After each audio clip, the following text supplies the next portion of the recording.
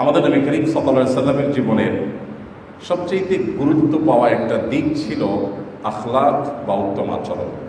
দুর্ভাগ্যজনক বাস্তবতা হলো আজ মুসলমানদের সমাজে, আরও পরিষ্কার করে বলতে গেলে আমাদের সমাজে নবী করিম সাল্লাল্লাহু আলাইহি সাল্লামের জীবনের এই গুরুত্বপূর্ণ দিক, তার সিরাতের এই গুরুত্বপূর্ণ অধ্যায় আজ সবচেয়ে বেশি অবহেলিত অধ্যায়গুলোর একটি। আমি প্রায় বলার চেষ্টা করি, এই সমাজে বিশুদ্ধ বিশ্বাস এবং আকীদার মানুষ কম বেশি আছে, এই সমাজে নামাজি মানুষও কম বেশি আছে, যদিও সে নামাজের কোয়ালিটি নিয়ে প্রশ্ন রাখার সুযোগ আছে, কিন্তু কম হোক বেশি হোক আছে, মন্দের ভালো হলেও আছে। এই সমাজে রোজাদার জাকাত দেওয়া মানুষের সংখ্যাও আলহামদুলিল্লাহ কিছু না কিছু হলেও আছে, যদিও মুসলমানদের মোট জনসংখ্যার অনুপাতে খুবই কম, কিন্তু আছে। এই সমাজে মুসলিম মেয়েরা অনেকেই পর্দা মেনটেন করার চলার চেষ্টা করেন, যদিও অনেকেই পর্দাহীনতার মধ্যে আছেন এখনো। কিন্তু একটি জায়গায় আমাদের দুর্বলতা চরমে, আমাদের অবহেলা চরমে। সেই জায়গাটি হলো যে আজ নামাজি রোজাদার মুসলমান আমাদের সমাজে যতটা আছে, আখলাক উন্নত চরিত্রওয়ালা মুসলমানের সংখ্যা তার তুলনায় অনেক কম। নবী করিম সাল্লাল্লাহু আলাইহি সাল্লামের কাছে এটা এত গুরুত্বপূর্ণ ছিল যে তার আখলাক নিয়ে যদি আপনি পড়েন, আপনি যদি স্টাডি করেন, আপনি অবাক হয়ে যাবেন যে নবী করিম সাল্লাল্লাহু আলাইহি সাল্লামের আখলাকের উদাহরণ পৃথিবীতে আর কোনো মানুষকে দিয়ে দেওয়া সম্ভব না। কোনো মানুষ আপনি পাবেন না যে নবী সাল্লাল্লাহু আলাইহি সাল্লামের আখলাকের উদাহরণ তাকে দিয়ে দেওয়া যেতে পারে। আমরা সেই নবীর উম্মত যে নবীকে আল্লাহ তাআলা বলেছেন ওয়া ইন্নাকা লাআলা খুলুকিন আযীম, হে রাসূল নিশ্চয়ই আপনি মহান চরিত্রের অধিকারী, মহান চরিত্রে আপনি অধিষ্ঠিত আছেন। স্বয়ং আল্লাহ সুবহানাহু ওয়া তাআলা যাকে সার্টিফিকেট দিচ্ছেন, স্বয়ং আল্লাহ রাব্বুল আলামিন যাকে বলছেন যে আপনি মহান চরিত্রের উপর অধিষ্ঠিত আছেন, তার চরিত্রের চাইতে মহান, তার চরিত্র উত্তম আখলাকের চাইতে ভালো কোনো উত্তম আখলাকের কথা পৃথিবী এখনো কল্পনা করতে পারেনি, কিয়ামত পর্যন্ত পারবেও না। নবী করিম সাল্লাল্লাহু আলাইহি সাল্লাম নিজে বলেছেন বুইসতু লিউতাম্মিমা মাকারিমাল আখলাক, মুসনাদ আহমদের হাদিস। আমাকে আল্লাহ রাব্বুল আলামিন পাঠিয়েছেন উন্নত চরিত্র এবং এটিকেট এবং ম্যানার্স, এটার যে জ্ঞান, এটার যে সাবজেক্ট, এটাকে পূর্ণতা দেবার জন্য, পৃথিবীর মানুষকে ম্যানার্সের সর্বোচ্চ শিখরে নিয়ে যাওয়ার জন্য, আদর্শের সবচাইতে উঁচু চূড়ায় মানুষকে আরোহণ করাবার জন্য আল্লাহ তাআলা আমাকে পাঠিয়েছেন। আমাদের আয়েশা রাদিয়াল্লাহু তাআলা আনহা বলেছেন কানা খুলুকুহু আল কোরআন।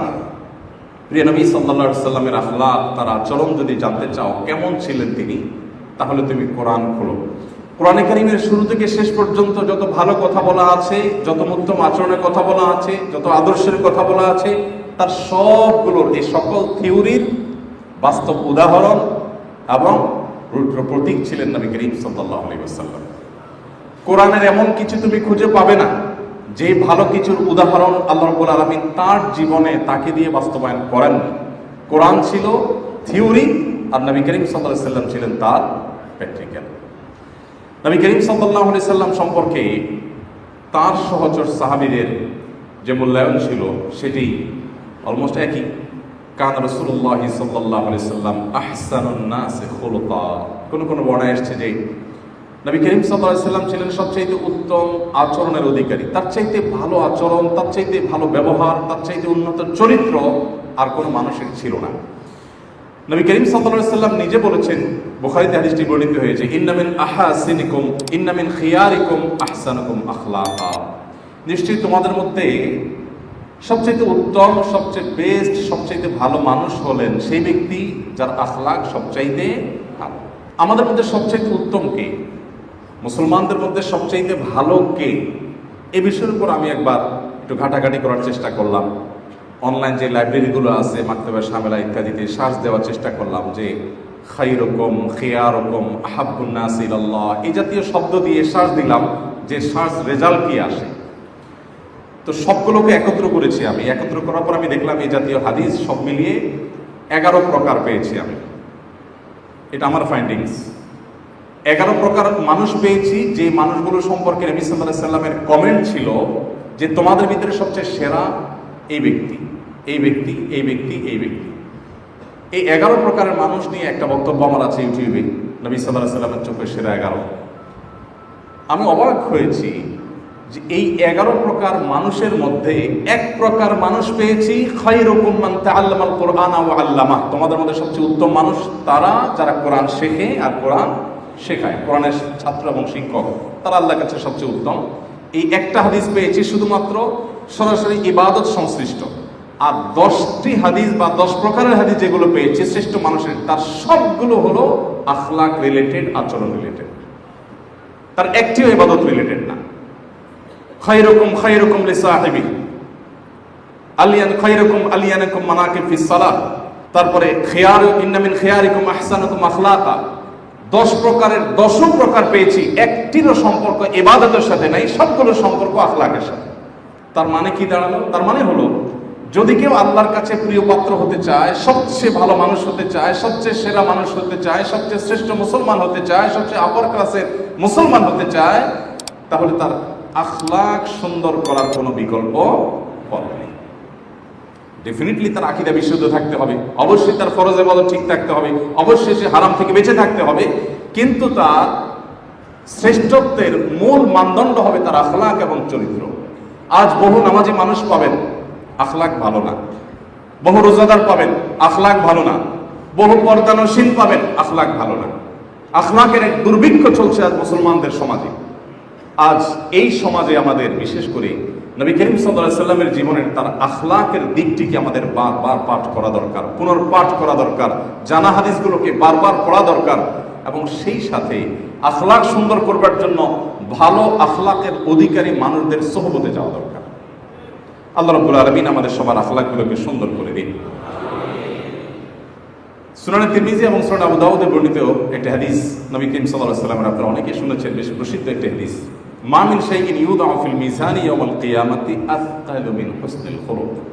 নবীজি সাল্লাল্লাহু আলাইহি ওয়াসাল্লাম বলেছেন, কিয়ামতের ময়দানে আমাদের যত আমল আছে, যত ভালো কাজ আছে, এগুলো যখন পরিমাপ করা হবে, ভালো কাজ পরিমাপ করার সময় সেদিনে সবচাইতে ওয়েটফুল ভালো কাজ হবে আমাদের উত্তম আচরণ, আমাদের আখলাক, আমাদের চরিত্র মাধুর্য, আমাদের ম্যানার্স, আমাদের এটিকেটস, আমাদের বান্দা হক, এসব বিষয়গুলো হবে সবচাইতে ওয়েটফুল আমল। কিয়ামতের ময়দানে বান্দার নফল কোনো আমল, এমনকি নফল নামাজ, নফল রোজা, নফল তাসবিহ, তেলাওয়াত, এগুলোর চাইতেও বহুগুণ বেশি ভারী হবে বান্দার সুন্দর আচরণ।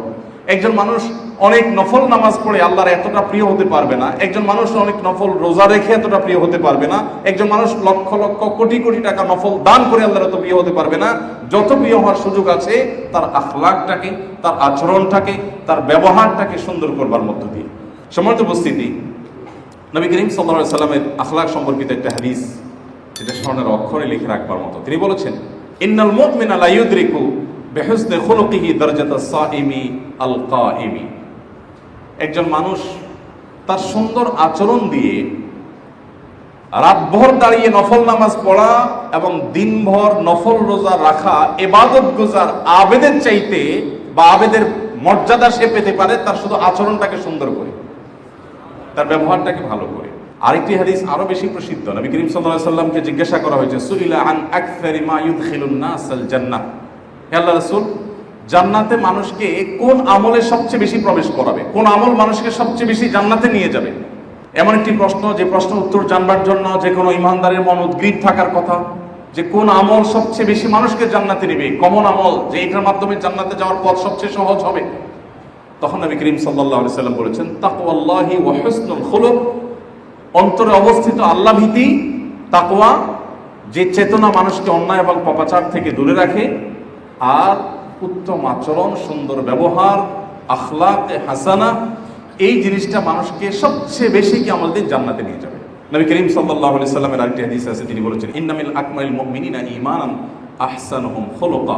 ঈমানদারদের ভিতরে সবচেয়ে উত্তম আচরণকারী ব্যক্তি হবে ঈমানের ক্ষেত্রে সবচেয়ে পরিপূর্ণ। ওই ব্যক্তির ঈমান সবচেয়ে পরিপূর্ণ যার আচরণ সবচাইতে ভালো।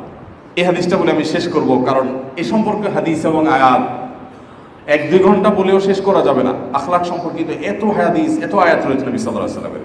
সর্বশেষ হাদিস যেটি বলবো তা হলো, নবী করিম সাল্লাল্লাহু আলাইহি ওয়াসাল্লাম বলেছেন, ইন্না মিন আহাব্বিকুম ইলাইয়া ওয়া আকরাবিকুম মিন্নি মাজলিসান ইয়াওমাল কিয়ামাতি আহসানুকুম আখলাকা।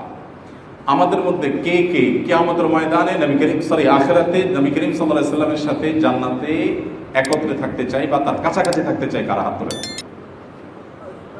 প্রশ্ন বুঝছেন? আল্লাহ তাআলা আমাদের সবাইকে নবী করিম সাল্লাল্লাহু আলাইহি সাল্লামের সাথে জান্নাতে থাকবার সৌভাগ্য অর্জন করার তৌফিক দান করুন। মাশাআল্লাহ।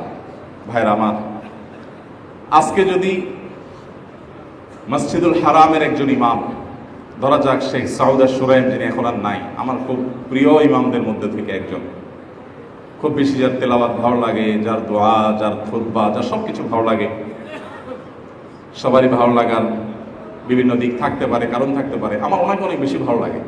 ধরা যাক যে শেখ সাউদা সুরাইম আসছেন অথবা শেখ আব্দুর রহমান সুদাইস এসেছেন, আপনি তার সাথে আপনার নামাজ পড়ার, এতেকাফ করার, উমরা করার, সময় কাটানোর সুযোগ পেয়েছেন এবং একেবারে তার বাসার পাশের বাসাটা আপনার, সারাদিন উঠা বসা করার সুযোগ পেয়েছেন। আপনার কাছে কেমন ভালো লাগে কাজ করবে বলুন?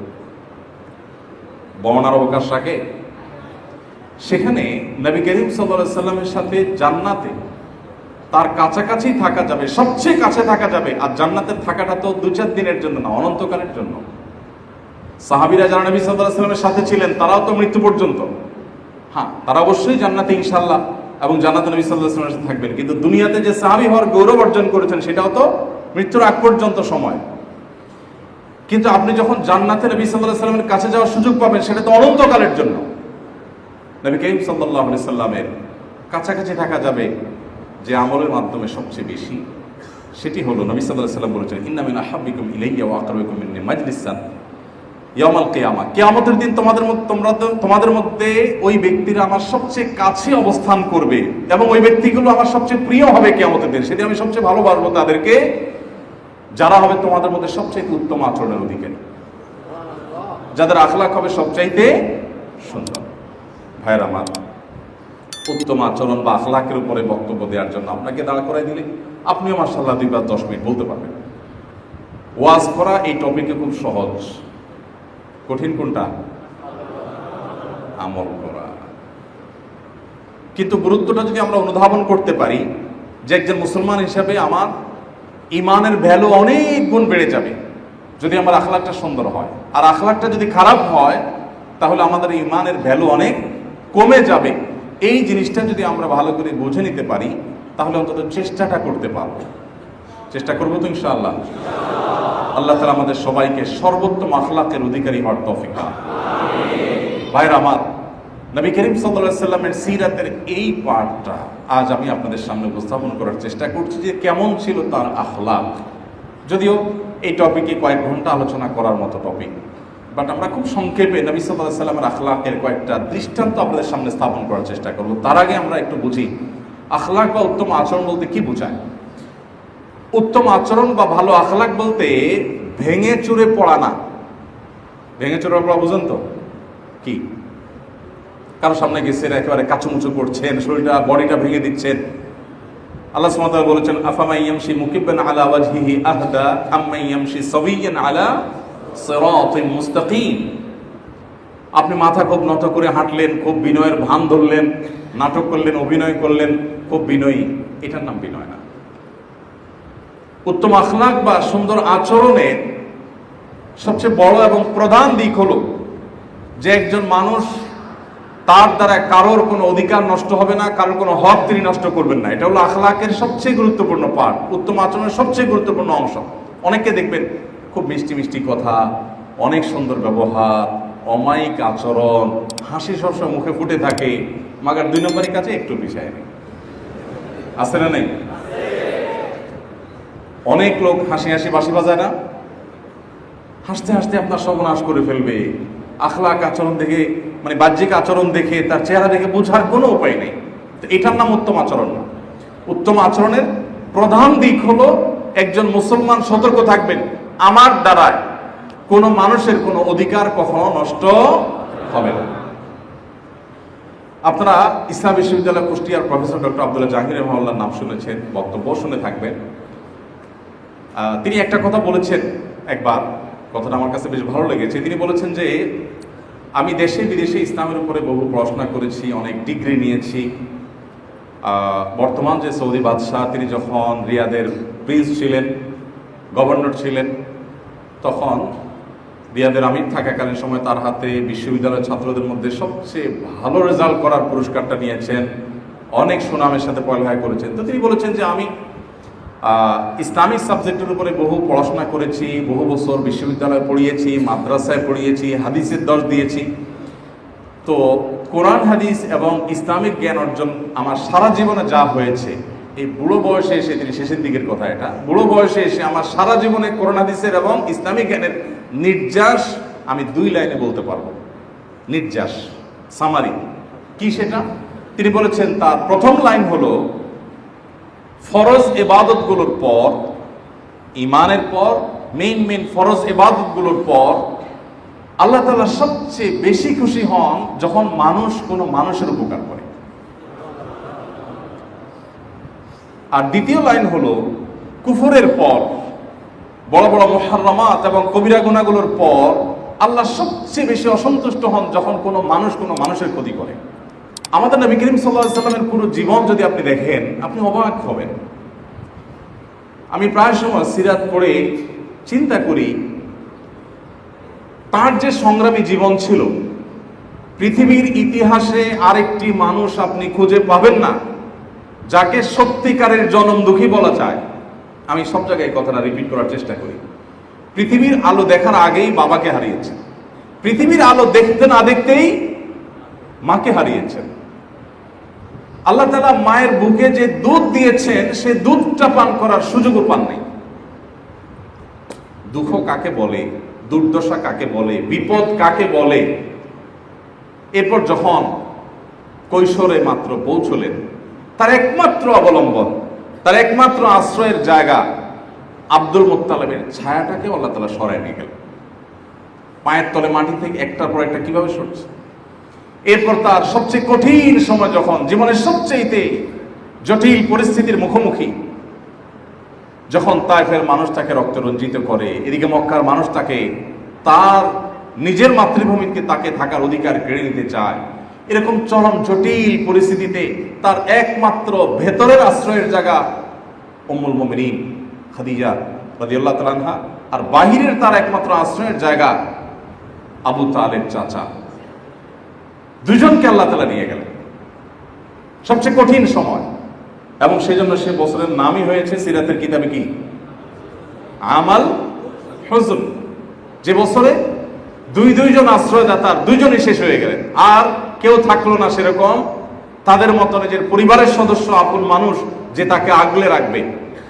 শুরু হলো নির্যাতনের স্টিম রোলার, যার দিকে তাকাতে 10 বার চিন্তা করতে হতো, তার চেহারা মুখ মোবারকের উপরে থুতু নিক্ষেপ করে দেওয়া হতো, যার কাছে ভিড়তে 10 বার ভাবতে হতো কুরাইশের এত সম্ভ্রান্ত পরিবার, আব্দুল মুত্তালিবের নাতি, আব্দুল্লাহর ছেলে, এত বড় সম্ভ্রান্ত পরিবারের এত মর্যাদার মানুষ, এত সম্মানের মানুষ, সেই মানুষটি যখন সিজদায় গেলেন, তার মাথার উপর ওটের বুড়ি এনে রেখে দেওয়া হলো।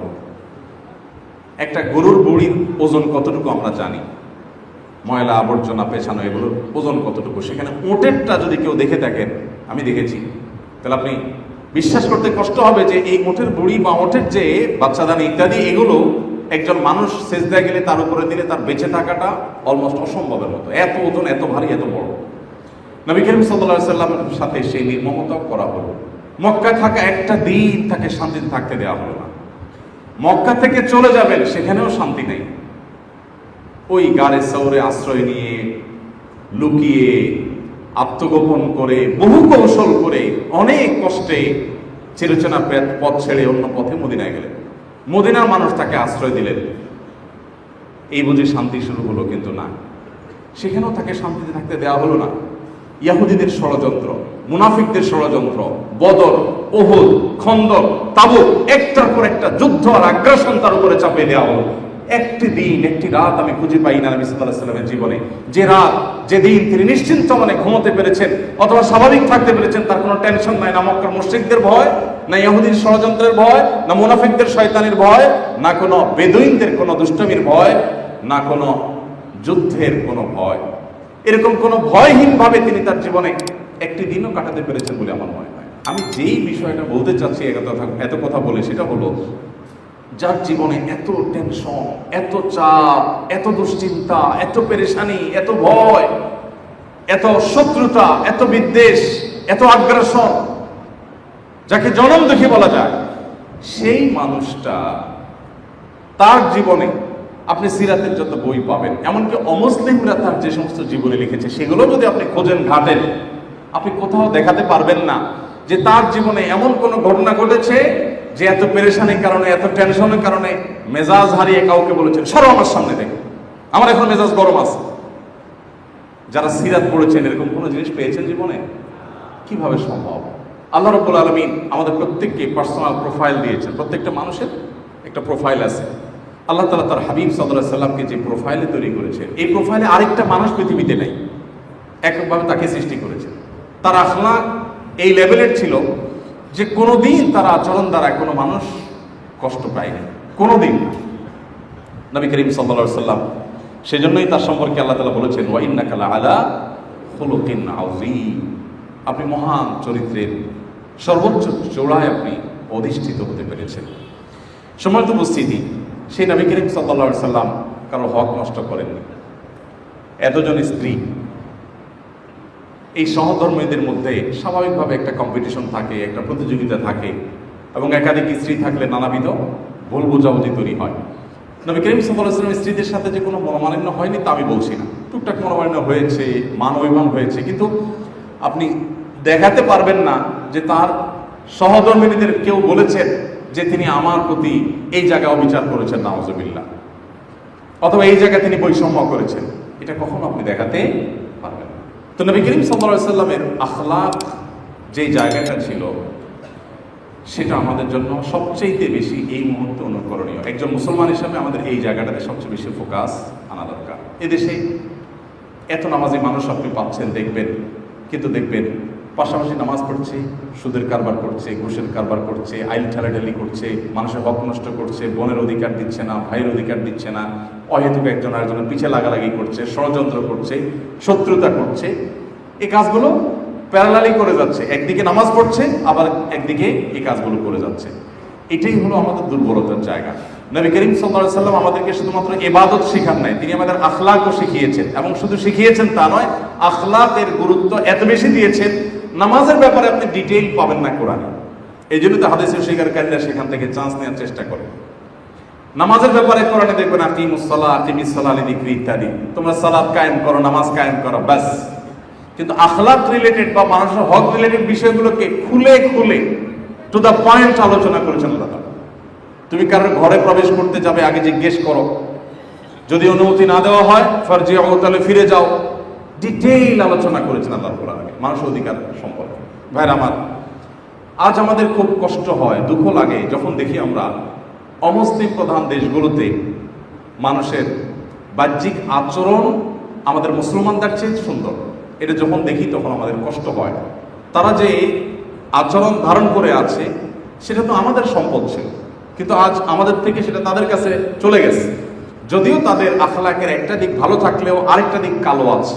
তারা তাদের দেশে একটা কুকুর যদি কোথাও পড়ে মারা যায়, তাহলে ফেসবুকে আপনারা ভিডিও ক্লিপ দেখতে পান যে সেখানে সেনাবাহিনী চলে গেছে, হেলিকপ্টার নিয়ে চলে গেছে কুকুরটা উদ্ধার করার জন্য, বিড়ালটা উদ্ধার করার জন্য, কুকুরের জন্য হসপিটাল, বিড়ালের জন্য হসপিটাল, হোটেল।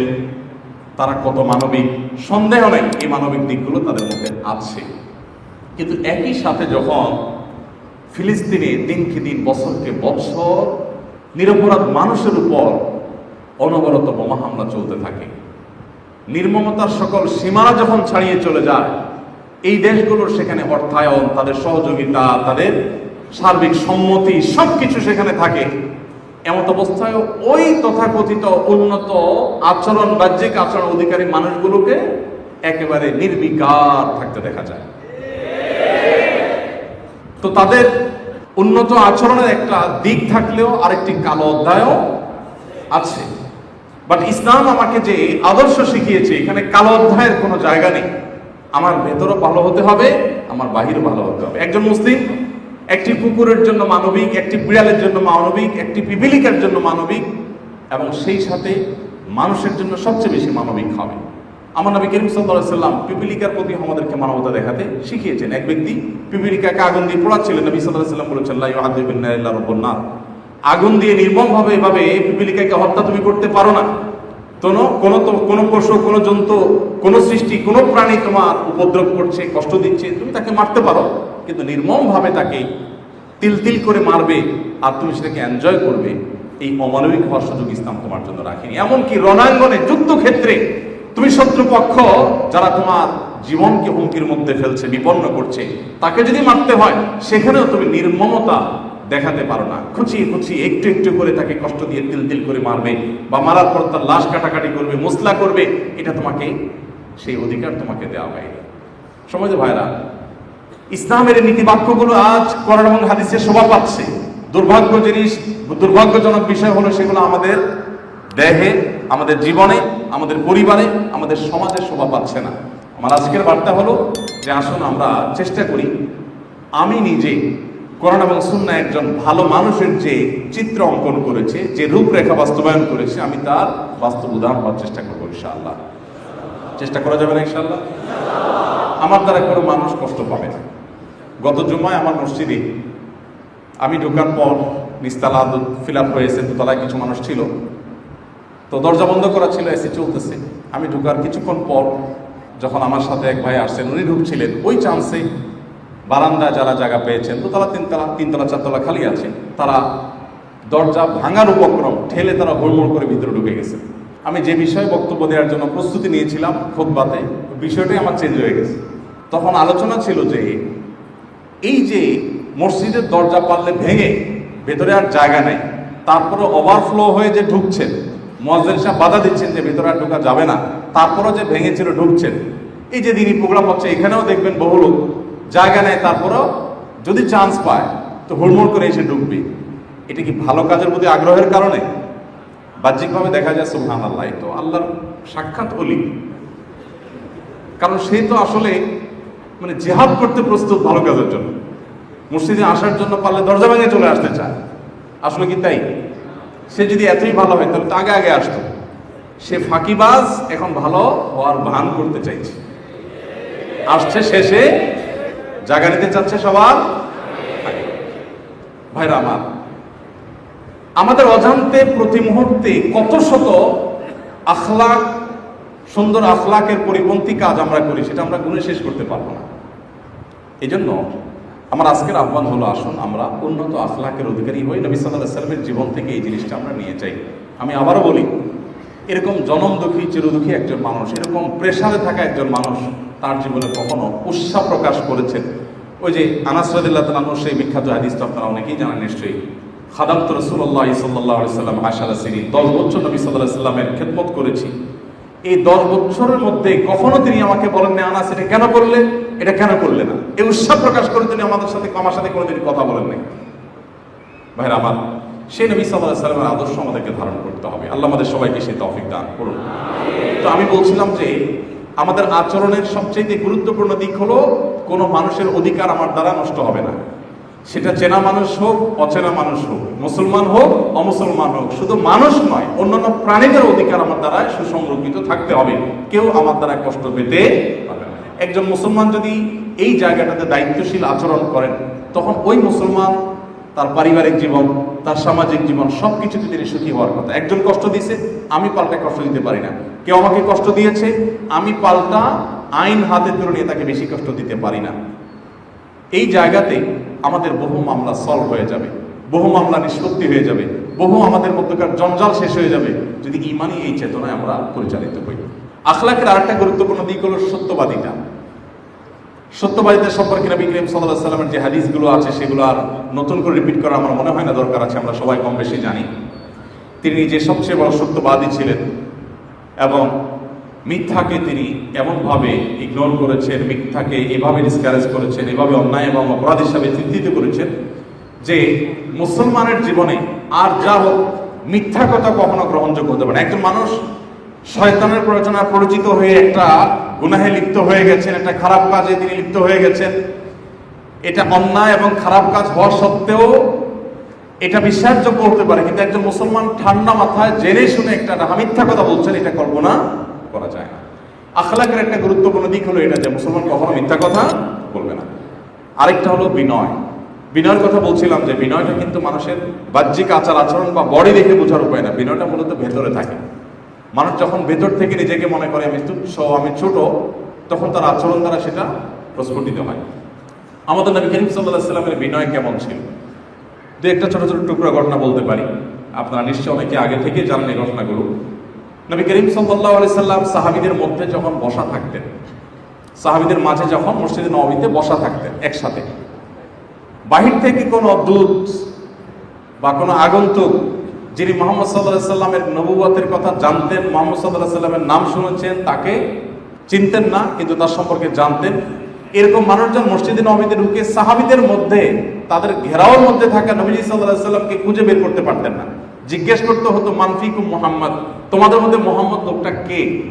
এবার আপনি চিন্তা করেন, আমাদের সমাজে যদি কোনো নেতা, বড় কোনো নেতা বা পাতি কোনো নেতা, মনে করেন সহসভাপতি, যেটা গলি গলি পাওয়া যেত, মোড়ে মোড়ে রাস্তা রাস্তায় দোকানে দোকানে সহসভাপতি উৎপাদন হয়েছে, তাই না? মনে করেন সহসভাপতি যদি মনে করেন একটা থাকতো তার চেলাদের সাথে বা অনুসারীদের সাথে, তাহলে আলাদা করে কি জিজ্ঞাসা করা লাগতো যে সহসভাপতি সবকে জিজ্ঞেস করা লাগতো? কেন? তার যে হাব ভাব, তার যে বডি ল্যাঙ্গুয়েজ, তার যে বসার স্টাইল, তার যে দানোর ভাব, তার যে মুড, রাস্তা যখন চলতো তার যে পাঞ্জাবির মর্মরা ভাব, কড়কড়া পাঞ্জাবি, তার যে স্টাইল, চুল আঁচড়ানোর ধরন, হাঁটার মোড়, হাত নাড়ানোর ভাব, এটা দেখে কারোর কোনো সন্দেহ হইতো না যে এই সবগুলোর ভিতরে এটা পীর আর এগুলো মুরিদ। চিনতে কোনো অসুবিধা হতো? কোনো অসুবিধা হইতো না। কিন্তু আমার নবী করিম সাল্লাল্লাহু আলাইহি সাল্লাম, আপনার আমার প্রাণের নবী সাল্লাল্লাহু আলাইহি সাল্লাম কেমন ছিলেন, তার আখলাকটা কেমন ছিল, বিনয়টা কোন লেভেলের ছিল, যে সাহাবীদের ভিতরে যখন বসে থাকতেন এমন ভাবে মিশে যেতেন সাহাবীদের সাথে যে বাহির থেকে আসা মানুষ তাকে দেখে চিনতে পারতো না, আলাদা করতে পারতো না যে ইনি মুহাম্মদ সাল্লাল্লাহু আলাইহি সাল্লাম আর ইনি তার অনুসারী। আজ পৃথিবী সেরকম নেতার কথা কল্পনা করতে পারে, গল্পে শুনতে পারে, বাস্তবে এরকম নেতা, বাস্তবে এরকম উদাহরণ পৃথিবীর মানুষ সচরাচর দেখতে পায় না, পাওয়ার কথা নয়। সম্মানিত উপস্থিতি, নবী করিম সাল্লাল্লাহু আলাইহি সাল্লাম তিনি যেমন ঘোড়ায় চড়তেন, উঠে চড়তেন, একই সঙ্গে তিনি আবার গাধায়ও চড়তেন। ওটার গাধার পার্থক্যটা বোঝার জন্য একটা উপমা দিলে ভালো হয়। ধরেন ল্যান্ড ক্রুজার গাড়ি বা আপনার BMW গাড়ি, মার্সিডিজ গাড়ি, এই সমস্ত গাড়িতে মনে করেন চড়ে সমাজের এলিট মানুষগুলো, শৌখিন মানুষগুলো। তো একজন মানুষ তার মার্সিডিজে চড়তে অসুবিধা হয় না, আবার টয়োটা এলিয়নে চলতে, প্রিমিয়াতে চলতে অসুবিধা হয় না, আবার ভ্যান গাড়িতে উঠতেও তার কোনো অসুবিধা হয় না, তার কোনো ইজ্জতে বাঁধে না। নবী সাল্লাল্লাহু আলাইহি সাল্লাম ছিলেন সেই চরিত্রের অধিকারী। সে যুগের BMW, সে যুগের ল্যান্ড ক্রুজার ছিল ওট এবং ঘোড়া, আর সে যুগের ভ্যান গাড়ি ছিল গাধা। গাধার পিঠে সাধারণত মাল সামান টানা হতো, মানুষ সচরাচর খুব বেশি উঠতো না, উঠলেও গরিব দুঃখীরা উঠতো। কোন রাজা বাদশাহ, কোন সম্মানিত ব্যক্তি গাধার পিছনে উপরে সাধারণত উঠতো না। কিন্তু আমাদের নবী করিম সাল্লাল্লাহু আলাইহি সাল্লাম তিনি ওঠের উপরে উঠতেন, গাধায়ও চড়তেন, ঘোড়ায়ও চড়তেন, কোনো ভেদাভেদ তার ছিল না। সাধারণত যারা নেতা হয় তাদের আশেপাশে সব পাতি নেতা থাকে, সভাপতিদের সাথে সব কি থাকে, সহসভাপতি থাকে। কিন্তু আমাদের নবী করিম সাল্লাল্লাহু আলাইহি সাল্লামের সাথে বেলাল হাবশি, সালমান ফারসি, আম্মার, সোহেব, ওমর রাদিয়াল্লাহু তাআলা আজমাইন, আবু বকর, ওমর রাদিয়াল্লাহু তাআলা আনহুম, তাদের মতো সম্মানিত সম্ভ্রান্ত মুরব্বী শ্রেণীর মানুষদের পাশাপাশি বেলাল এবং সালমান রাদিয়াল্লাহু তাআলা আনহুমার মতো বাহির থেকে আগত সাহাবীরাও ছিলেন। আমি বেলাল রাদিয়াল্লাহু তাআলার কথাটা বিভিন্ন জায়গায় বলার চেষ্টা করি, রিপিটেডলি বলি, কারণ আমি 10টি বছর সৌদি আরবে ছিলাম। আপনারা অনেকে মিডল ইস্টের মানুষ সম্পর্কে ধারণা রাখেন, মিডল ইস্টের মানুষদের মধ্যে বাহিরের মানুষকে মেনে নেওয়াটা তাদের জন্য খুব টাফ, খুব কঠিন একটা ব্যাপার। তারা বাইরের মানুষদেরকে, অর্থাৎ অনারবদেরকে তারা মানুষই মনে করে না, বলে আজবি। তো সেই আরবের মানুষদের মধ্যে এমনিতে বাইরে এখনো বর্তমানে যারা সৌদিতে বা দুবাইতে, কাতারে আছেন, বিদেশিদেরকে কি বলে, তারা কি বলে, আজনবী বলে। আজনবী, আজনবী মানে কি, মানে চিনি না। সোজা কথা, এটা আমাদের লোক না, এটা বাইরের বহিরাগত। আমাদের দেশে বিদেশি মানুষদেরকে আমরা কি বলি ইংরেজিতে? ফরেনার। এটার ভিতরে একটা ভাব আছে, তাই না? ফরেনার বললে আমাদের শরীরে একটা ভাব চলে আসে না? ওরে বাবা, ফরেনার। আর মিডিল ইস্টে হলো বাহিরের লোক, আরবের না, তাদের দেশের না, বাইরের মানে কি? আজনবী, মানে আননোন, চিনি না, ওরা অচেনা, এটা আমাদের লোক না। তো যাই হোক, আরবের মানুষের মধ্যে এই জিনিসটা আছে যে তারা বাহিরের মানুষকে সহজে মেনে নিতে পারে না। আর ইসলাম পূর্ব যে জাহিলি যুগ ছিল সেটার কথা তো আর বলার অপেক্ষা রাখে না। সেই সময় আমি এই কথাটা কেন বলছি, সিরাতের প্রতিটা বিষয়কে আপনি কম্পেয়ার করতে হবে 1450 বছর আগের সময়ের সাথে। আপনি এখনকার সময়ের সাথে কম্পেয়ার করলে হবে না। এখন নারীর অধিকার নিয়ে সবাই সোচ্চার, এটা এখন একটা ভাবসাবের ব্যাপার, স্টাইলের ব্যাপার, ফ্যাশনের ব্যাপার যে নারীদের অধিকারের সোচ্চার। কিন্তু আমার নবী করিম সাল্লাল্লাহু আলাইহি সাল্লাম যখন নারীর অধিকার প্রতিষ্ঠা করেছেন, তখন মেয়ে হিসেবে জন্মগ্রহণ করাটা অপরাধ ছিল। নিজের বাবা নিজের কন্যা সন্তানকে পুঁতে ফেলতো। ওই সমাজে নারীর অধিকার নিয়ে কথা বলাটা ফ্যাশন ছিল না, ওইটা ছিল সবচেয়ে বড় চ্যালেঞ্জের বিষয়। আজ পৃথিবীতে মানবাধিকারের ধ্বজাধারীরা তারা বিদেশি ফান্ড পাওয়ার জন্য, বিদেশি প্রজেক্ট হালাল করার জন্য, পত্রিকার লাইমলাইটে আসার জন্য ফ্যাশন হিসেবে নারীর অধিকারের কথা অনেকে বলে। আমার নবী সাল্লাল্লাহু আলাইহি ওয়াসাল্লাম যখন নারীর অধিকারের কথা বলেছেন, তখন কোনো প্রজেক্ট দেয়া তো দূরের কথা, তখন সমাজ সেটাকে মেনে নেওয়াটা সবচেয়ে কঠিন কাজ ছিল। ওই জগদ্দল পাথর সমাজ বুকের উপরে দাঁড়িয়ে, ওই সমাজের বুকের উপরে দাঁড়িয়ে নারীকে শুধু মুক্ত করা নয়, আকাশে তুলে রেখে দিয়ে গেছেন। এই জন্য নবী করিম সাল্লাল্লাহু আলাইহি ওয়াসাল্লামকে যদি আপনার মূল্যায়ন করতে হয়, তাকে যদি আপনি পাঠ করতে হয়, তাকে যদি আপনার উপলব্ধি করতে হয়, আপনি 2024-এর এই পার্সপেক্টিভে বা এই বাস্তবতায় আপনি ভাবলে সেটা ভুল হবে, সেটা আপনার সঠিক আপনার মূল্যায়ন হবে না। তার যথাযথ মূল্যায়ন হবে 1450 বছর আগের পৃথিবী কেমন ছিল। আমি প্রায় বলি 1450 বছর যাওয়া লাগবে না, 50 বছর আগের বাংলাদেশ কি ছিল। আমরা আমাদের শৈশবে ছোটবেলায় দেখেছি যে একই বাপের ছেলে মেয়ে, মাছের কল্লা কখনো মেয়েরা খাইতে হয় না, ছেলেরা খায়। ছিল না এগুলো আমাদের দেশে এক সময়? এগুলো দূর হয়েছে কাদের কারণে? এগুলোর ক্রেডিট নেয় বিদেশি ফান্ড পাওয়া এনজিও গুলো। আমার বলতে কোনো দ্বিধা নেই, এই দেশে নারীর অধিকার প্রতিষ্ঠার সবচেয়ে বেশি বলিষ্ঠ ভূমিকা রেখেছে মসজিদের মেম্বারগুলো। এদেশ থেকে যৌতুককে ঝেঁটিয়ে বিদায় করেছে ওলামায়ে কেরাম। আলেমদের অবদান এই সমাজ স্বীকার করুক আর না করুক, ইতিহাস একদিন কথা বলবে। প্রতিটি মসজিদের মিম্বর থেকে, প্রতিটা মাহফিলের মাইক থেকে নারীদের, কারণ আলেমরা কথা না বলে তো উপায় নেই। কোরআন সেই মহাগ্রন্থ যেখানে সূরাতুন নিসা আছে, সূরাতুল রিজাল নাই। ইমাম মালিক রাহমাতুল্লাহ বলতেন, আল আম্বিয়া ওয়াল বানাত, নবীরা সব মেয়েদের বাপ।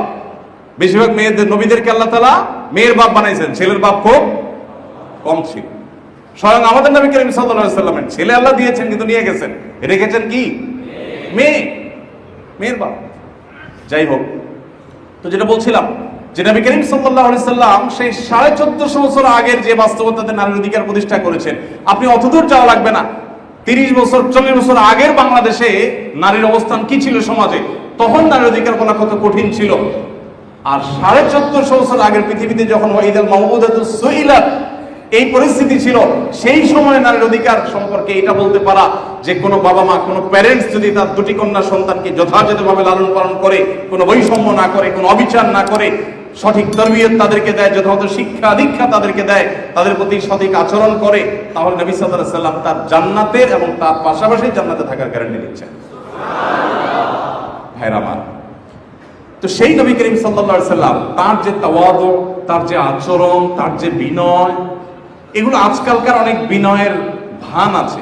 এখনকার পৃথিবীর যত প্রেসিডেন্ট, যত প্রধানমন্ত্রী, যত নেতা, যত বড় বড় ব্যক্তি দেখবেন, মানুষের সামনে তাদের এটিকেটস, তাদের ম্যানার্স, তাদের মুখের হাসি মানে ঝুলে থাকে। ঠোঁটের এদিকে এক হাসি, এদিকে এক হাসি, মাঝখানে আরেকটা হাসি, চতুর্দিক থেকে শুধু হাসি ফুটে। এদিকে তারাই অসংখ্য মানুষকে খুন করছে, গুম করছে, বোমা হামলা করছে, নিরীহ মানুষকে মেরে শেষ করছে, সেখানে সাইন করছে, সাপোর্ট করছে, বাট মাইকের সামনে এসে অনেক অভিনয় করছে। আমার নবী করিম সাল্লাল্লাহু আলাইহি ওয়াসাল্লাম সেই মানুষ ছিলেন যিনি বিনয়ের ওয়াজ করেন নাই, শুধু তিনি নিজে বিনয়ী হয়ে দেখিয়েছেন বিনয় কাকে বলে, কত প্রকার, কি কি কিভাবে বিনয়ী হতে হয়। আপনি এখন অধিকারের কথা বলছেন, শ্রমিকের অধিকার নিয়ে। আপনি শ্রমিকের অধিকার কি বলতে পারবেন? আমার নবী সাল্লাল্লাহু আলাইহি ওয়াসাল্লাম বলেছেন, তুমি যা খাও তোমার শ্রমিককে তা খাওয়াও, তুমি যা পরো তোমার শ্রমিককে তা। আজও পৃথিবীতে কোন শ্রমিকের অধিকার নিয়ে কাজ করা কোন মানবাধিকার প্রতিষ্ঠান এই কথা বলতে পারে নাই। এত সহজ কথা না। তুমি যেই ব্র্যান্ডের জামা পরবা তোমার ড্রাইভারকে সেম ব্র্যান্ডের জামা কিনে দিবা, সম্ভব? আমি প্রায় সময় রসিকতা করে বলি যে আপনি এক ব্র্যান্ডের শার্ট কিনছেন, কিনে এসে গাড়িতে উঠে বসে দেখেন হায় হায় সর্বনাশ, ড্রাইভার সেম ব্র্যান্ডের সেম কালারের শার্ট পরে বসে আছে। আপনার তো গলা দড়ি দেওয়ার অবস্থা হবে। আপনার ছেলের জন্য জামা কিনে নিয়ে আসেন, এসে দেখছেন হায় হায় কাজের বুয়া সেম জামা তার ছেলের পরে নিয়ে আসে আপনার বাসায়। মানুষজন থাকবে কিছু? অনেক লম্বা লম্বা কথা আমরা বলতে পারি, এগুলোকে স্বাভাবিকভাবে নিতে পারবো? এখনো পৃথিবী সেই জায়গায় যেতে পারে না, এখনো পৃথিবীর সভ্যতার সেই সিঁড়িতে উঠতে পারে নাই। আমার নবী সাল্লাল্লাহু আলাইহি ওয়াসাল্লাম বলেছেন, তোমরা যা খাও একই খাবার, সেম কোয়ালিটি খাবার তাদেরকে খাওয়াও, তুমি যা পরো সেম কোয়ালিটি পোশাক তাদেরকে পরাও। আজকে শ্রমিকদের অধিকার নিয়ে যারা কথা বলছে তারা বলছে শ্রমিকদের ন্যায্য মূল্য দাও, মজুরি দিয়ে দাও। আর আমার নবী সাল্লাল্লাহু আলাইহি ওয়াসাল্লাম বলেছেন তার চাইতে এক কাঠি এগিয়ে, যে তাদের ঘাম শুকাবার আগে পারিশ্রমিক দাও। এরা বলছে ন্যায্য পারিশ্রমিক দিতে, আর আমার নবীজি বলছেন যে ন্যায্য পারিশ্রমিক তো বটেই, কাজ শেষ হওয়ার আগে আগে টাকা দাও। তারা অনেকে অনেক নীতি বাক্য বলে, আর আমার নবী সাল্লাল্লাহু আলাইহি ওয়াসাল্লাম নীতি বাক্য শুধু বলেন নাই, তিনি একমাত্র ব্যক্তি যে তিনি যে জীবন দর্শনের কথা বলেছেন তার প্রতিটি কাজ তিনি নিজে বাস্তবায়ন করে দেখিয়েছেন সাল্লাল্লাহু আলাইহি ওয়াসাল্লাম। সময়তে উপস্থিতি, তো তার বিনয়ের কথা বলছিলাম যে তার বিনয় কেমন ছিল। ওই যে কোনো ভাবসাব ছিল না। বেলাল হাবশী রাদিয়াল্লাহু তাআলা আনহু এক তো বাহির থেকে আসা একজন মানুষ, আবার গায়ের রং কালো, ইথিওপিয়ান, আবার কৃতদাস ছিলেন। আরবের মানুষদের ঘৃণা করার যত উপাদান ছিল তার সবগুলো একটা মানুষের মধ্যে থাকার পরও নবী করিম সাল্লাল্লাহু আলাইহি ওয়াসাল্লাম শুধু তাকে অ্যাজ এ মুসলিম অ্যাকসেপ্ট করে ছেড়ে দেন নাই, যে মুসলমানদের একজন সদস্য হিসেবে অ্যাকসেপ্ট করেছেন। নট অনলি দ্যাট, নবী সাল্লাল্লাহু আলাইহি ওয়াসাল্লাম তাকে তার মুয়াজ্জিন নিয়োগ দিয়েছেন। 2024 সনের বাংলাদেশের সমাজের মুয়াজ্জিন না, এটা সেই আমলের মসজিদে নববীর মুয়াজ্জিন, যে মুয়াজ্জিনের মর্যাদা ইমামের পরে, যার মর্যাদা সমাজে সবচেয়ে বেশি, যে মুয়াজ্জিনের মর্যাদা সম্পর্কে নবী সাল্লাল্লাহু আলাইহি ওয়াসাল্লাম বলেছেন যে সবচেয়ে উঁচু গর্দান থাকবে কিয়ামতের ময়দানে, সেই সম্মানের জায়গাটা কাকে দিয়েছেন? একজন কৃতদাস ছিলেন, গায়ের রং কালো, বাহির থেকে আসছেন, বিদেশি একজন মানুষ, এরকম একজন মানুষকে। ভাইরা আমার, সালমান ফার্সির মতো মানুষ, বাহির থেকে আসা একজন, তার বুদ্ধিতে নবী সাল্লাল্লাহু আলাইহি ওয়াসাল্লাম সিদ্ধান্ত পরিবর্তন করে গোটা মদিনা চারপাশে পরীক্ষা খনন করতে লেগেছে। এরকম অসংখ্য নজির দেখানো যাবে। আল্লাহ রাব্বুল আলামিন তার মতো এরকম সত্যিকারের বিনয়ী হওয়ার তৌফিক আমাদেরকে দান করুন। ভাইরা আমার, উত্তম আচরণের আরেকটা গুরুত্বপূর্ণ দিক হলো মানুষের অঙ্গীকার, ওয়াদা, প্রতিশ্রুতি রক্ষা করা। নবী সাল্লাল্লাহু আলাইহি ওয়াসাল্লাম প্রতিশ্রুতি কিভাবে রক্ষা করেছেন, শুধু একটা ঘটনা, আমাদের জানা ঘটনা, আবার একটু রিপিট করি। সেটা হলো আবু বাসিরের ঘটনা। হুদায়বিয়ার সন্ধিতে যে চুক্তি হয়েছে, একটা জুলুমের চুক্তি চাপিয়ে দিয়েছিল মক্কার মুশরিকরা মুসলমানদের উপরে। তার মধ্যে একটা পয়েন্ট ছিল না যে মক্কা থেকে কোনো লোক যদি মুসলমানদের দলে এসে যোগ দেয়, মদিনায় মুসলমানদের সাথে যোগ দেয়, তাকে কি করতে হবে? ফেরত দিতে হবে। মামুর ভাইয়ের আবদার ছিল না? যেহেতু চুক্তিতে স্বাক্ষর নবী সাল্লাল্লাহু আলাইহি ওয়াসাল্লাম করেছেন, যেহেতু চুক্তিতে সম্মত তিনি হয়েছেন, সেহেতু আবু বকর রাদিয়াল্লাহু তাআলা আনহু যখন নবী সাল্লাল্লাহু আলাইহি ওয়াসাল্লামের কাছে এসেছেন, নিষ্ঠুর, নির্মম, অমানুষ কাফেরদের কাছ থেকে রক্ষা পেয়ে যখন মুসলমানদের মধ্যে এসেছেন, নবী করিম সাল্লাল্লাহু আলাইহি ওয়াসাল্লাম আবু বকরকে বলেছেন, আবু বকর, আমি তো ওয়াদা করেছি, আমার প্রতিশ্রুতি আমাকে তো রক্ষা করতে হবে। কষ্টে কলিজা ছিঁড়ে যায়, তারপরও নিজের মানুষটাকে শত্রুদের হাতে তুলে দিতে হয়েছে শুধু প্রতিশ্রুতি রক্ষা করবার জন্য। যদিও আল্লাহ তাআলা তার নবীকে কষ্ট পেতে দেন না, আবু বকরকে আল্লাহ তাআলা উদ্ধার করেছেন, সে ঘটনা আপনারা জানেন। কিন্তু প্রতিশ্রুতি কাকে বলে, রক্ষা কাকে বলে, কত প্রকার কি কি, মুহাম্মদ সাল্লাল্লাহু আলাইহি ওয়াসাল্লামের চেয়ে উজ্জ্বল উদাহরণ পৃথিবীতে কেউ দেখাতে পারেনি। ভাইরা আমার, লাম ইয়াকুন নবী সাল্লাল্লাহু আলাইহি ওয়াসাল্লাম লা'আনান ওয়ালা তা'আনান ওয়ালা ফাহিশা ওয়াল বাদী। নবী সাল্লাল্লাহু আলাইহি ওয়াসাল্লাম কখনো কাউকে গালমন্দ করা, অশ্লীল কথা বলা, কটু কথা বলা, নিচু কথা বলা, এই টাইপের আচরণ করা, এটা কখনো তার দ্বারায় ঘটেনি। উত্তম আখলাকের গুরুত্বপূর্ণ একটা পার্ট এটা। আমরা অনেকে বাইরে খুব ভালো, মাশাআল্লাহ, খুব সুন্দর, কিন্তু আমাদের আখলাক, আমাদের আচরণ, আমাদের ব্যবহার, মুখ দিয়ে কি বাইর হয়, হাত দিয়ে কি ছুটে, চোখ মুখের কালার কি হয়, চেহারার ধরন কি হয়, এগুলো আমাদের ঘরের লোকজন খুব ভালো করে জানে। আছে না এরকম মানুষ? বাইরে ফেরেশতার মতো মাশাআল্লাহ, ভেতরে চাঁড়ালের মতো। বরং এই শ্রেণীর মানুষের সংখ্যাই সবচাইতে বেশি। দেখি বিশ্বাস করার উপায় না যে এই লোকটা এরকম অমানুষের চরিত্র ধারণ করে ভেতরে, বাইরে জাস্ট খোলস পড়ে আছে। এই জন্য আজ আমাদেরকে বিশেষ করে এই আখলাকের দুর্ভিক্ষ যখন চলছে, চতুর্দিকে যখন আখলাকি মানুষ পাওয়া যাচ্ছে না, এই সময় আমাদেরকে বিশেষভাবে প্রতিশ্রুতিবদ্ধ হতে হবে। সিরাতে নববীর আখলাকের এই পাঠটা আমাদের জীবনে আমরা লেপটে নেব, ভালো করে ধারণ করবো ইনশাআল্লাহ। সবাই চেষ্টা করবো তো ইনশাআল্লাহ। আমাদের দ্বারা কোনো অহংকার প্রকাশ পাবে না, কখনো ভাবসাব আসবে না, কোনো অহংকার হবে না, কোনো কিছুতেই না, না দুনিয়ার কোনো কিছুতে, না আমল ইবাদতের কারণে, না অর্থের কারণে, না কোনো কিছুর কারণে।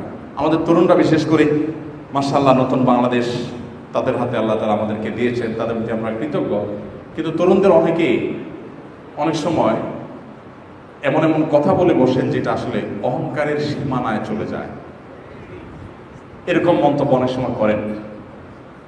আল্লাহ তাআলার কাছে এটা একেবারেই অপছন্দনীয়। আল্লাহ তাআলা বিনয়ী মানুষদেরকে পছন্দ করেন।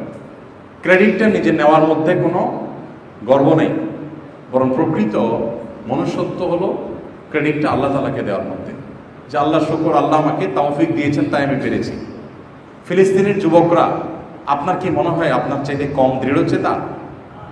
আপনার কি মনে হয় আপনার চাইতে তাদের ঈমানের দুর্বলতা আছে? তারপর আল্লাহ তাআলা তাদেরকে এখনো মুক্তি দিচ্ছেন না, তারপর আল্লাহ তাআলা তাদেরকে সে সুসংবাদ দিচ্ছেন না। আপনি খুব অল্প সময়, অল্প পরিশ্রমে কোন একটা পরিস্থিতি থেকে মুক্তি পেয়ে যদি আপনি অহংকারী হয়ে যান, তো মনে রাখবেন অহংকারী কিন্তু পতনের মূল হয়। ঈমানদার সবসময় বিনয়ী হয়। তো উত্তম আখলাকের প্রয়োজনে আমরা সেই বিনয়টা ইনশাআল্লাহ ধারণ করার চেষ্টা করব, প্রতিশ্রুতি রক্ষা করব, আচরণ সুন্দর করব, কোনো মানুষ যেন আমার দ্বারা কষ্ট না পায়। যদি কষ্ট পায় তাহলে তার একমাত্র করণীয় হলো দ্রুততম সময় সেটাকে নিষ্পত্তি করে ফেলা।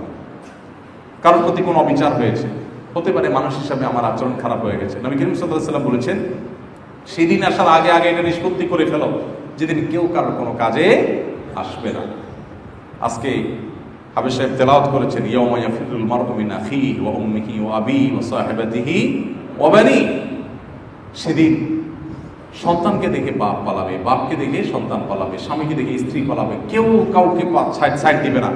সেই দিন আসার আগে নবী সাল্লাল্লাহু আলাইহি ওয়াসাল্লাম বলেছেন, দুনিয়াতে তোমাদের পারস্পরিক যে সমস্ত দেন দরবার আছে, একজন রিকশাওয়ালা প্রতি দুর্ব্যবহার করেছো, ক্ষমা চাই না। বিশেষ করে আপনারা বিশ্ববিদ্যালয়ের শিক্ষার্থী যারা আছেন, আপনাদেরকে আমি বিশেষভাবে বলতে চাই, যৌবনের এই সময়টা, এটা মানুষকে নানাভাবে অহংকারী করে তোলে, দাম্ভিক করে তোলে। বিশেষ করে যখন 2-4-5 জন বন্ধু বান্ধব একসাথে রাস্তাঘাটে চলেন, তখন ধরাকে সরাই মনে হয়, তখন পাটা মাটিতে চড়ে না, মনে হয় উড়ি, ঠিক না? একা যখন হোটেলে যান, বিড়ালের মতো চুপচাপ ভদ্র ছেলের মতো, ইনোসেন্ট ছেলের মতো বলেন, কাকা 1 কাপ চা হবে? আর যখন 4-5 জন বন্ধু বান্ধব সাথে নিয়ে যান, তখন এই তোমার কথা কানে যায় নাই? কয়বার চা চাইলাম তোমার কাছে, এদিকে আসো, এই তোমার ম্যানেজারের ডাক দাও। ভাবসাবই আলাদা হয়ে যায়, ঠিক না বেঠিক?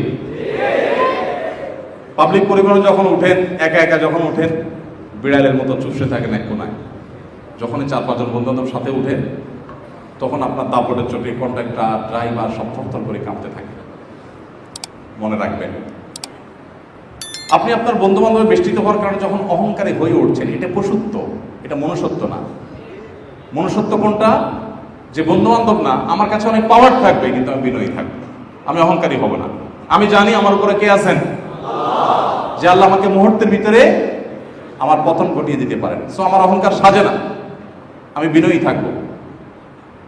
আপনি আপনার তরুণ বয়সে, এই জিনিসটা এত ডেঞ্জারাস, দেখেন, আপনার তরুণ বয়সে যৌবনের উচ্ছলতায় আপনি ভার্সিটি থেকে বের হয়েছেন, রাস্তায় গিয়ে একটা রিক্সা ঠিক করবেন, রিক্সাওয়ালার সাথে 1 কথা 2 কথা আপনি মাথা গরম হয়েছে, 2-4টা ঘুষি দিয়ে দিয়েছেন, 2-4টা খারাপ কথা বলেছেন, গালি দিয়ে দিয়েছেন, ভাড়া না দিয়ে চলে গেছেন। রিক্সাওয়ালা বেচারা কিচ্ছু বলার সাহস পায় নাই, ভার্সিটির ছেলে, আরো কয়েকজন বন্ধু বান্ধব আছে, ভয়ে বেচারা যান বাঁচতে পারলে বাঁচে, কিচ্ছু বলে নাই। সমস্যার জায়গা হলো এই রিক্সাওয়ালা চলে যাবে, হয়তো আপনি আর কোনোদিন খুঁজে পাবেন না। আপনি একসময় হয়তো কোনোভাবে ইসলামের পথে আসবেন, দ্বীনের পথে আসবেন, ভালো হয়ে যাবেন, সবই ঠিক আছে। কিন্তু এই রিক্সাওয়ালার কাছে যে আপনার একটা দেনা থেকে গেল, মরণ পর্যন্ত হন্য হয়ে খুঁজে আর রিক্সাওয়ালাকে কোনোদিন মাপ চাওয়ার জন্য খুঁজে কিয়ামতের ময়দানে যখন লম্বা দাড়ি, লম্বা জুব্বা, মাথায় টুপি, মাশাআল্লাহ, আল্লাহর ওলি হয়ে কোরআন তেলাওয়াত, আপনার ওমরা, হজ, ওয়াজ নসিহত, দান সাদাকা, বহুত আমলের পাহাড় নিয়া মোচে তেল দিতে দিতে জান্নাতের দিকে আগায়া যাবে। ওই রিক্সাওয়ালা এসে সামনে এসে দাঁড়াবে, বলবে থামো। ওই যে গালি দিয়েছিল অন্যায়ভাবে গায়ের জোরে, কিচ্ছু বলতে পারি নাই, আল্লাহ করবো, আল্লাহ আমি আজকে বিচার চাই। আল্লাহ রাব্বুল আলামিন সেদিন আপনাকে ওখানে থামিয়ে দিয়ে বিচার করবেন। নবী করিম সাল্লাল্লাহু আলাইহি ওয়াসাল্লাম বলেছেন, আতাদরুনা মানিল মুফলিস, তোমরা কি জানো সবচাইতে হতদরিদ্র কে? সাহাবীরা বলেছেন, ইয়া রাসূলুল্লাহ, আল মুফলিসু ফিনা মাল্লা দিনার লাহু ওয়ালা দিরহামা, যার টাকা পয়সা নাই সেই তো গরিব। এই তো আমরা জানি। নবী সাল্লাল্লাহু আলাইহি ওয়াসাল্লাম বলেছেন, না, আরে না, এই গরিবের কথা বলছি না, এই গরিব আসল গরিব না। টাকা পয়সা নাই তো কি হয়েছে, একসময় হবে। এটা চূড়ান্ত কোনো গরিব হওয়ার ব্যাপার না, বা হতদরিদ্র হওয়ার ব্যাপার না। তাহলে আসল হতদরিদ্র কে?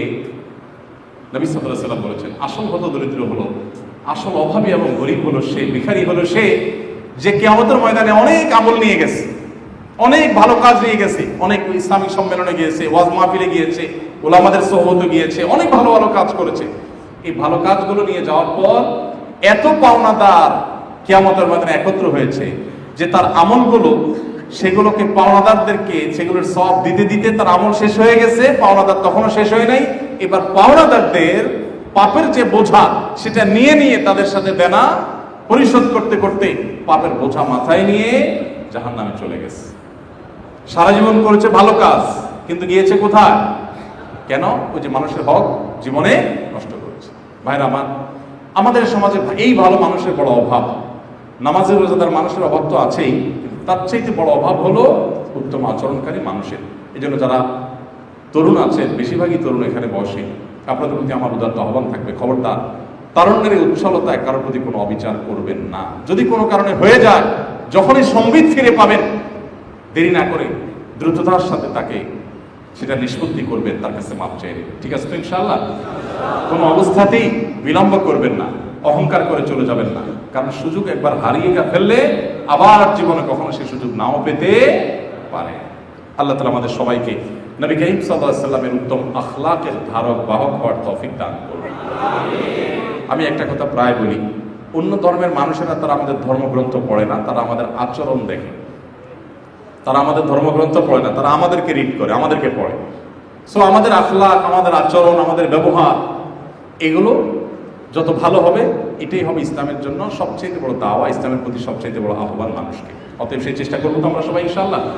আল্লাহ তাআলা আমাদের সবাইকে নবী সাল্লাল্লাহু আলাইহি ওয়াসাল্লামের মতো উত্তম আখলাকের অধিকারী হওয়ার তৌফিক দান করুন।